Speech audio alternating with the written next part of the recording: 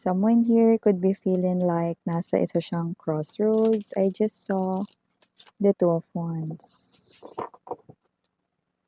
Alam mo yung crossroads niya, yung hindi normal, parang may energy ng hirap na hirap talaga siya, no?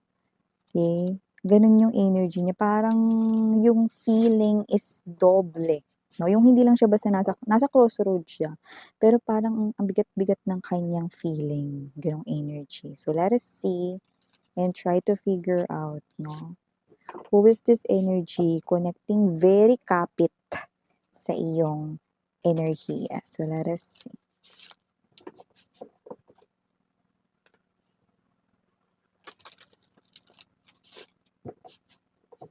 Okay, let's do this.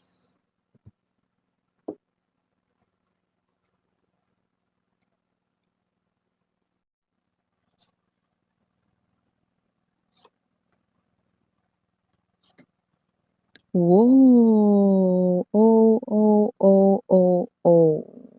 Yan, oh. Hindi po si Santa Claus, no? Yung narinig ko mga babes, no? Pero darating talaga rito ang isang napakalungkot, napakalumbay na Pasko for this person right in here. You know what I'm picking up? Okay? Same energies ang vibe at naba-vibe natin from here. Justice Tower. Yeah, I'm getting that. Another karma or isa pang karma. Malaki. Tower energy and that very strong and intense lightning or kidlat. Yan, no? Ibig sabihin, ang isa pang malaking karma. Yan. Yeah, we just heard the word dagok. Yan, no? So, isang malaking dagok right here, no?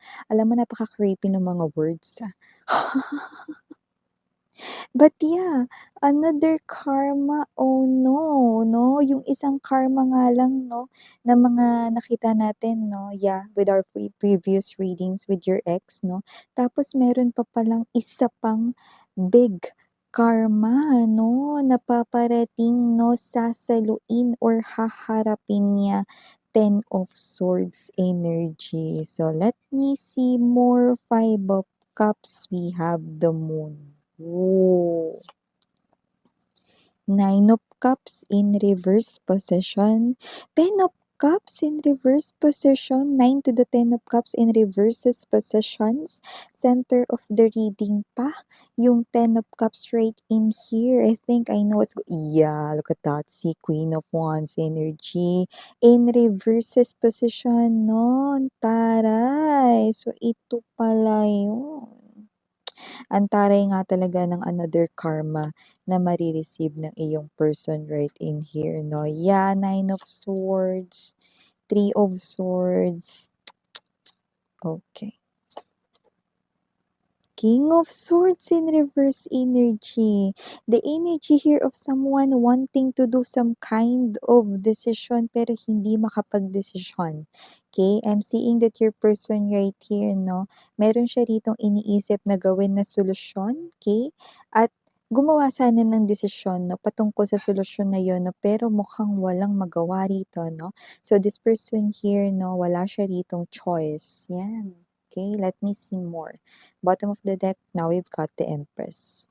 I do feel your energy surrounding this Empress. Wala tayo ditong gender, babae, lalaki, LGBT. We also have here the 5 of Coins, no? And the presence of Page of Pentacles or Page of Coins energy.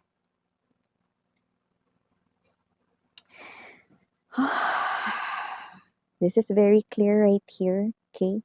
The another karma is very clear to me. The universe is sending me a super linaw and very straightforward and direct message about this another karma that your person will receive.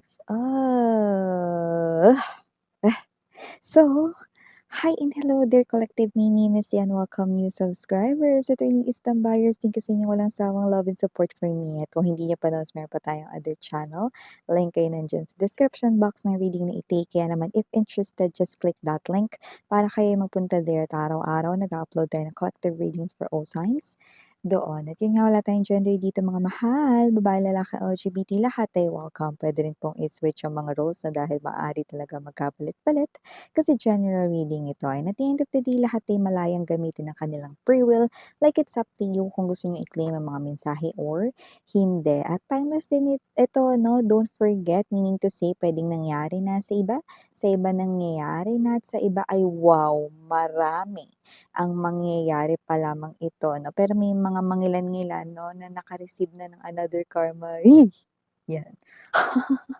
Ba't kanina ka pa gumaganon Miss yan? Naku, walang kaalam-alam yung person mo rito sa kanya ritong mare-receive na karma 'no, at yung iba na-receive na nga ito, nagsimula na nila itong harapin at, tanggapin, ayan, oh.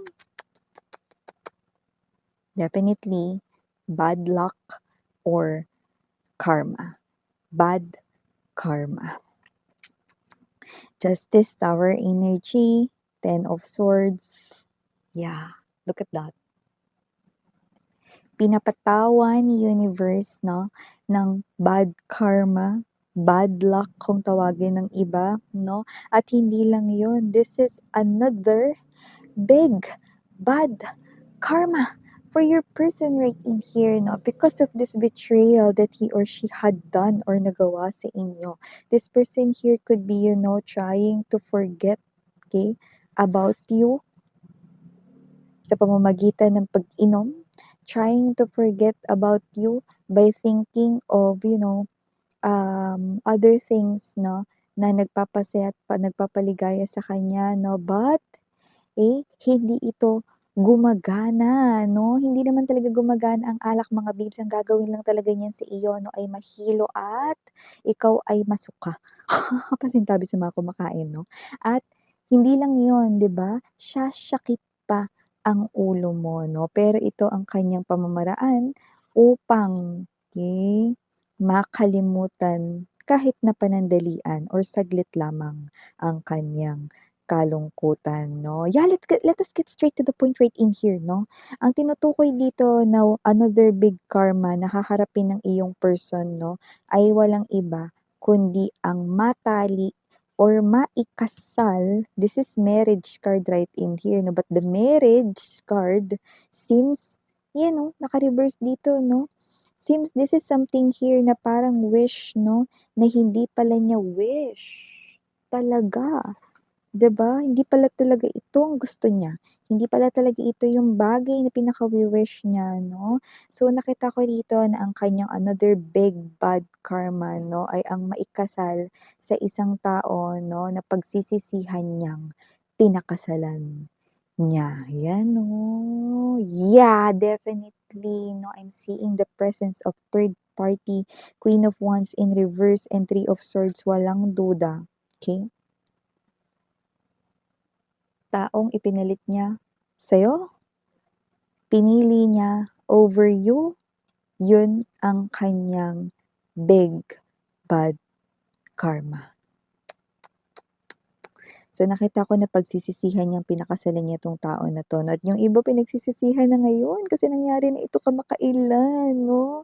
Sila ay nabababad sa kalungkutan 'no, at pinipili rito 'no na takasan ito sa pamamagitan ng pag-inom ng alak or paggawa rito ng mga kanilang mga hobbies or interest 'no. Pero pagtapos nito, wala, bumabalik lang ulit 'no, sa kanila ritong ala-ala 'no, ang iyo ritong mga memories na kasama siya 'no. This person keeps on seeing you right in here sa kanyang head, sa kanyang thoughts 'no, and every time this person here 'no, is naiisip niya kayo, sobra siya ritong nalulungkot 'no. This person is tearing up, This person here is breaking down. Three of Swords right in here. So, itong tao na 'to 'no, nakikita ko rito that this is the type of person right here na, having a lot of sleepless nights, Nine of Swords energy, okay?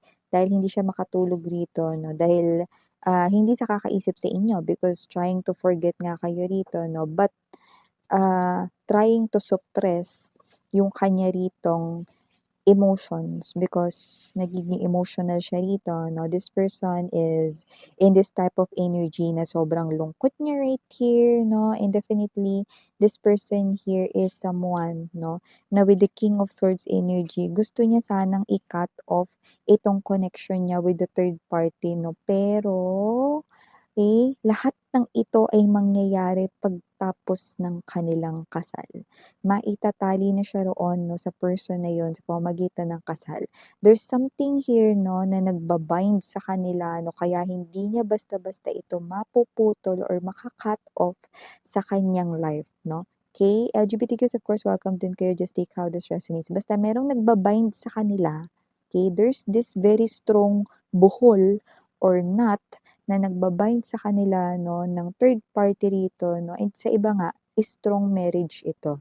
Maaaring kasal na siya 'no, when this person here 'no, gusto ng kumalas sa kanilang koneksyon. Pero hindi na ito basta-basta dahil sila ay kasal na, 'yan 'no. Pero sa iba, just take how this resonates 'no, basta may nagba-bind. Puwedeng bata, puwedeng anak 'no, or puwede rin naman mga babes 'no, na malaking amount ng money, might be shared property.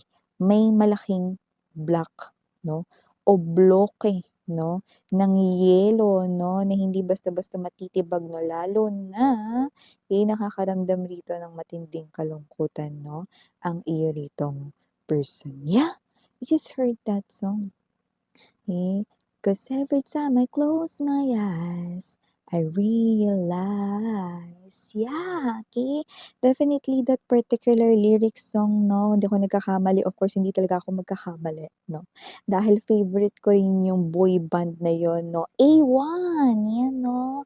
But with that A1, ewan na lang talaga dito.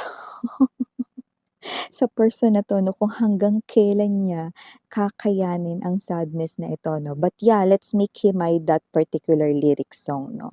'Cause every time he or she pinipikit ang kanyang mga mata, nare-realize niya 'no, yung kanya ritong malaking pagkakamali 'no, na pinakasalan niya rito mga babes 'no, ang taong sumira sa inyong koneksyon at pinakasalan niya 'no, mangyayari talaga ito 'no, maitatali siya doon sa tao na hindi pala niya gugustuhin, na pagsisisihan niya pala talaga na ikinasal or naitali siya sa taong iyon. Yun ang kanyang another big karma. And so for you, you are embodying the Empress energy. Patuloy ka na lang niya ritong titingnan ng palihim, no? This is the camera guy right in here. Page of Coins energy, no? This person right here, alam mo yung parang magiging hobby ka na lang niya everyday, no?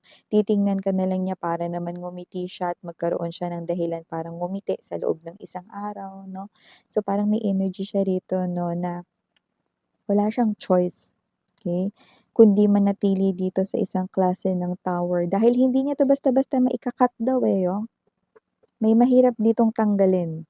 Either kasal yun with legal papers and contract, okay, or it could be a child, may anak na sila, or, LGBTQs of course welcome din kayo, it could be something here 'no, na puwedeng shared property involving big sum amount of money, okay.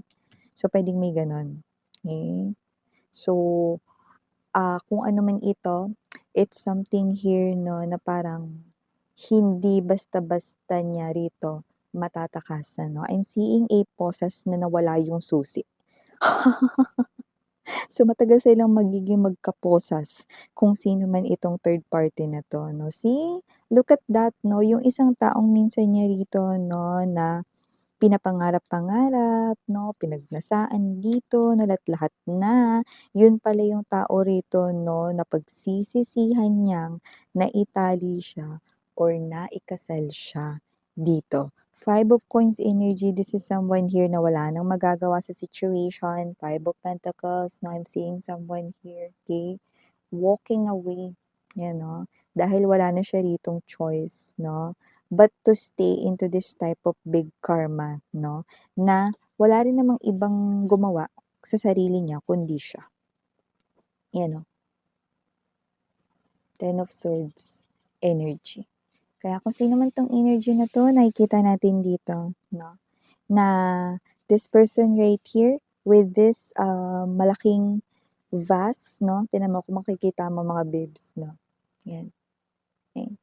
Isang malaking vase 'no, this is water, karagatan 'no, dagat 'no, big body of water, very strong symbol of sadness 'no, emotions flowing 'no, and I do see that this person magpapatuloy pa siya rito 'no, na parang maiiyak na lang 'pag naalala niya yung mga masasayang memories ninyo together 'no, ta's tamang tingin na lang siya sa inyo sa social media 'no, or kung meron siya ditong naitatabi pa ritong photos ninyo, yun na lang yung titingnan niya para magkaroon daw siya ng reason 'no, na ngumiti naman 'no, araw-araw. So, araw-araw lang rin diyang siya rito 'no na, mangangarap na lang 'no ng gising sa inyo. See, yan talaga yung mga bagay 'no, na kailangan talaga dapat pinag-iisipan muna 'no, lalo na nakakaloka ito, 'di ba? So, kung sino pala 'tong energy na ito 'no, hindi niya akalain 'no, na sa future pala pagsisisihan niya itong bagay na 'to 'no, see? Yung ayaw niya na, pero wala siyang magawa sa situation, King of Swords in reverse, yan. Okay, so for the initials, I know you've been waiting for this, but you know, let's not rely on this one, okay, na very strongly. Mas mag-rely kayo 'no, sa inyong, feeling, vibration, and connection sa reading or storyline itself, okay? So for the initials, we have here letter O, andito rin ang letter S, letter E, letter C, letter N, letter K, letter M, letter S, and last but not the least, letter J. So yeah, ito yung mga messages right here for you guys. Again, I'm your Yana on Sarang Hale Love and Light. Annyeong.